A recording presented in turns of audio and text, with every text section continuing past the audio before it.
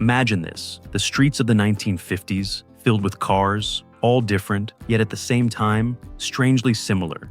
They weren't the fastest, they weren't the most luxurious. You understand an entire generation, because sometimes, the most important car of an era isn't the most desired, it's the most chosen, and some of them are going to surprise you. 1957 Ford F-100. This wasn't a car, and yet it was everywhere, because while most people were thinking about sedans, about comfort, about family, this model answered something completely different. Work, real daily use, load, strength. And that's what made it essential, because in the 1950s, the United States wasn't just growing in cities. It was growing in the countryside, in construction, in everything that demanded effort. And that's where the F-100 came in. No pretension, no attempt to look like more, but delivering like few others. Its design was simple, robust, built to last, straight lines, solid structure, everything focused on functionality. But here's what makes it interesting, because even though it wasn't a conventional car, its presence was impossible to ignore. The numbers make it clear. By the late 1950s, Ford was producing hundreds of thousands of pickups per year,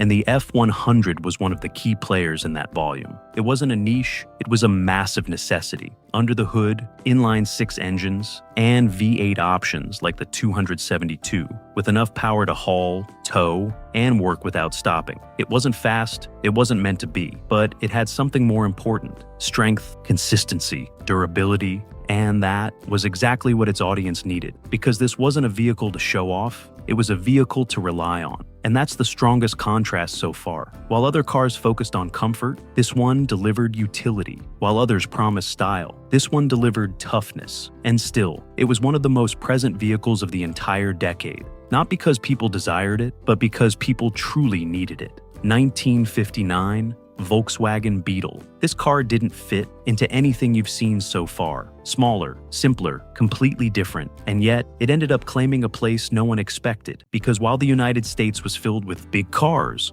long, flashy, the Beetle did the exact opposite. It didn't try to impress, it didn't try to compete in size or in power. It tried to solve something much simpler, getting you from one place to another using less. And that, at the right moment, changed everything. Because by the late 1950s, a new type of buyer was starting to appear. People who weren't looking for status or presence, but efficiency, economy, practicality. And the Beetle was exactly that. A completely different design, compact, lightweight, almost minimalist, but incredibly functional. And the numbers prove it. By the end of the decade, Volkswagen was already producing hundreds of thousands of units per year, and its presence in the United States was growing rapidly. It wasn't dominant like the American brands, but it was relevant enough to change the conversation. But here's where it gets even more interesting, because under the hood, there was nothing impressive. A small air-cooled flat-4 engine with around 30 horsepower. On paper, it made no sense to compete, but in reality,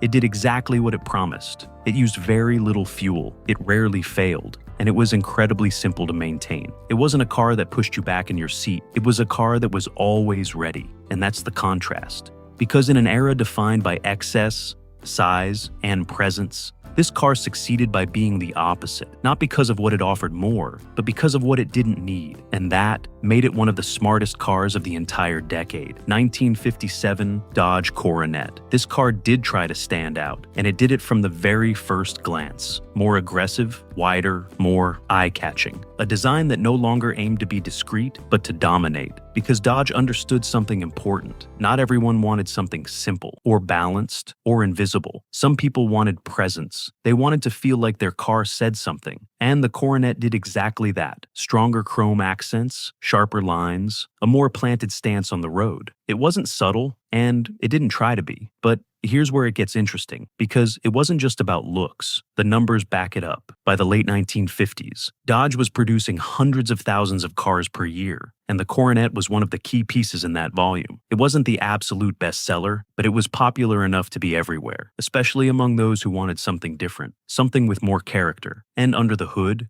That was clear too. V8 engines like the 325, with figures exceeding 240 horsepower, offered a much stronger response than most regular cars of the time. It wasn't extreme, but it was already moving towards something more serious. It accelerated with intent, responded with more attitude, and delivered a different kind of feeling. It wasn't just transportation, it was personality, and that's the contrast. While many cars on this list succeeded by being logical, this one did it by being emotional, by offering something you didn't need, but wanted. And that, in the middle of so many rational cars, made it stand out even more. 1958 Chevrolet Impala. This car didn't start out dominating, but when it arrived, it completely changed the direction of everything. Because up to this point, we've seen cars that made sense, cars that worked, cars people chose out of necessity or logic. The Impala was something else. From the very first glance, it no longer looked like a typical car. Longer, lower, more striking. A presence that no longer tried to fit in.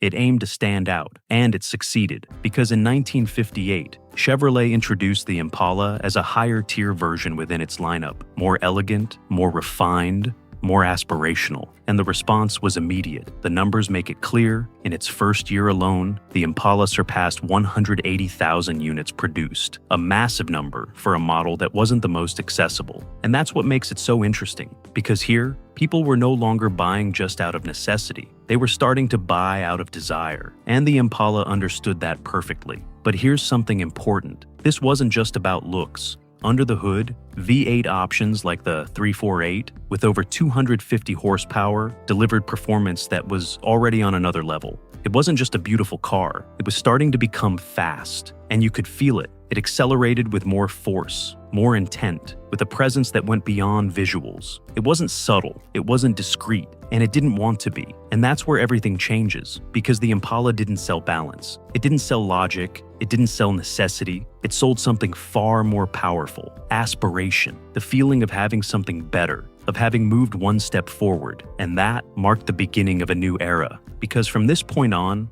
cars didn't just have to work. They had to make you feel something, and the Impala was one of the first to truly do it. And in the end, when you look at all these cars together, you realize something interesting. None of them were perfect. None of them were the fastest or the most luxurious or the most impressive. And still, they were the ones that dominated the streets, because each one represented something different: necessity, balance, work, aspiration, efficiency. They weren't cars designed to stand out on a list. They were cars designed to fit into real life. And now I'm curious, out of all the ones we saw today, which one do you think was the most important of the 1950s? Not the most beautiful, not the fastest, but the one that truly changed how people chose their cars. Let me know in the comments. And if you want to keep discovering stories like this, you need to watch this next video about the strangest cars of the 1950s, because some of them weren't just different, they were so unusual. They almost disappeared. And when you see them, you'll understand why. I'll see you in the next video.